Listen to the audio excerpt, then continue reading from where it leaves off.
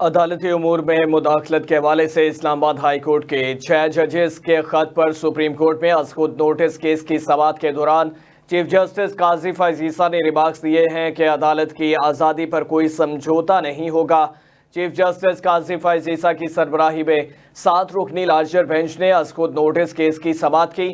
Justice منصور Ali Shah, justice یحییٰ Afridi, justice جمال Mandokhel, justice اطہر من اللہ، justice مسرت حلالی اور justice نعیم Akhtar Afghan bench کا حصہ تھے، اور قاضی فائز عیسیٰ نے بطور چیف جسٹس اپنے پہلے سو موٹو نوٹس کیس کی سماعت کی۔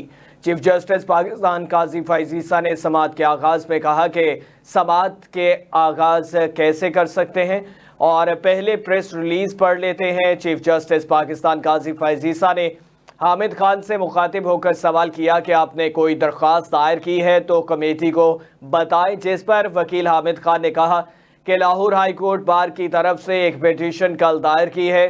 لاہور بار سب سے بڑی بار ہے جس نے پیٹیشن دائر کی ہے، جس پر چیف جسٹس پاکستان نے کہا کہ حامد خان، آپ سے زیادہ قانون کون جانتا ہے؟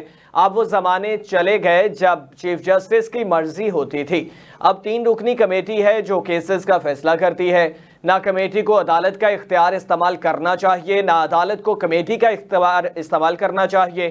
جسٹس قاضی فائز عیسیٰ کا کہنا تھا کہ کمیٹی کو عدالت اور عدالت کو کمیٹی کے کام میں مداخلت نہیں کرنی چاہیے۔